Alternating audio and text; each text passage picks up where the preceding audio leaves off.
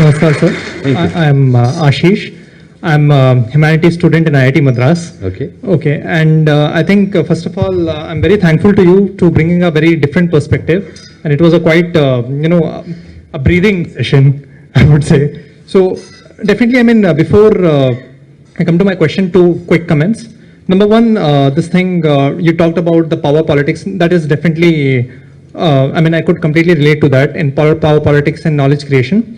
And secondly, as a humanities and social science student, I think one of the constraint which I face, this is on a personal level more, is that lack of academic work in popular journals. That's where the job of new academicians who want to come into this field, it becomes difficult because we don't have that kind of work in the so-called academic journals and academic rigor, which makes it difficult for us to to follow that path.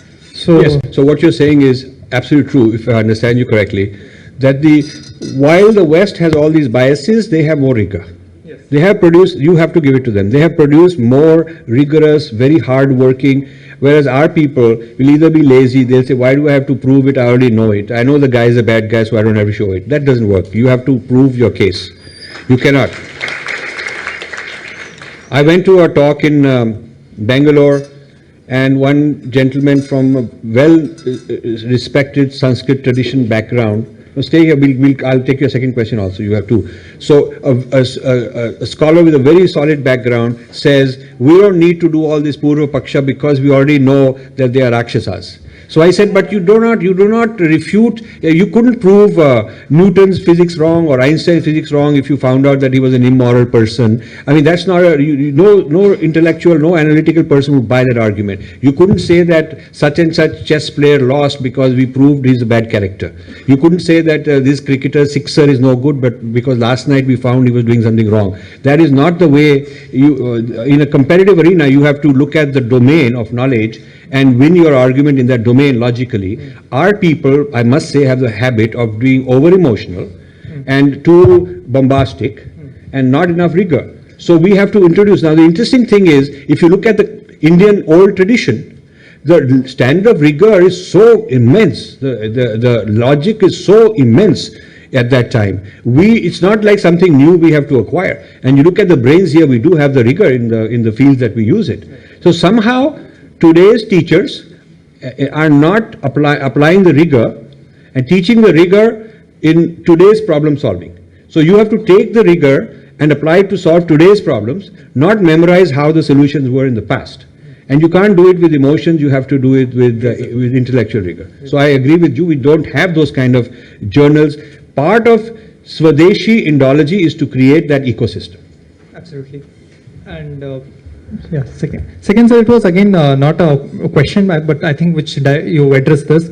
For example, when you talked about Sanskrit and the way the sacredness is being taken out of Sanskrit, which actually makes me also, I mean, at a very personal level, I feel the Sanskrit which comes from, which gets rooted through that direction, it's a very, only at intellectual Sanskrit, there's no divinity you cannot feel the divinity in that. So I think that point was also very well brought out. Yeah, I'll give you an analogy. Many years ago when there was a tsunami in 2005, so we sponsored one of the Chatrales with the Aim for Seva, which is run by Swami Dayananda Saraswati, his organization. So we sponsored a Chatrale for Nagapattinam village, which was affected.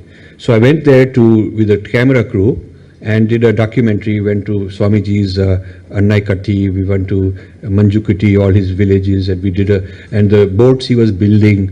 So as part of that, we went to Mahabalipuram, and you have these great carvings, Now these carvings are sacred. The difference is very interesting. When a functioning murti, which has you've done pran pratishta, this is deity, this is living sacred deity, is taken over by archaeological survey, which is a secular body. They do not allow the person to worship. They don't allow someone to come and do any, because that's wrong. You know that. Inside the Shingeri Mutt, the deity of the goddess is an archaeological site.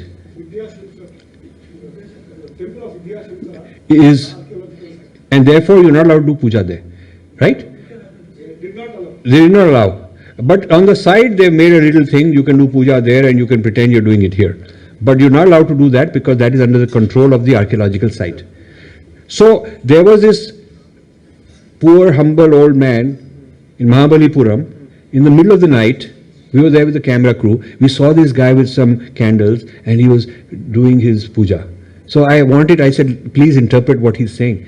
And this is on a video we have posted in Arshvidya Gurukulam website, Aim for Seva. It's very interesting. He said 4 or 5 generations, his family, they have been doing this. Since the archaeological survey took it over, they do it kind of secretly. But they are the pujaris of this, and he thinks it is his obligation, his dharma to do this. Whether he goes to jail or not, he's going to do it. I was so moved that, and now you see, this is the problem. The turning archaeology is killing the sacred. Now, maybe the archaeologist will praise how beautiful. His way of praising, you should not say, wow, he respects my culture. He's actually killed the culture. It's a dead body. He's praising.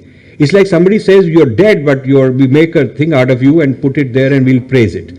So he's praising the quality of painting, the nice paint, and look at the fine things and that. He'll point out all those good technology aspect of the carving, but it is not sacred, and sacred is banned, in fact. This is a huge problem. This is exactly what is happening to Sanskrit. It's beautiful poetry. It's got nice, characters, but sacredness is out. And this is why I'm pointing it out, and they don't like it because it's such a subtle problem and they've fooled our people for too long. Thank you. Thank you.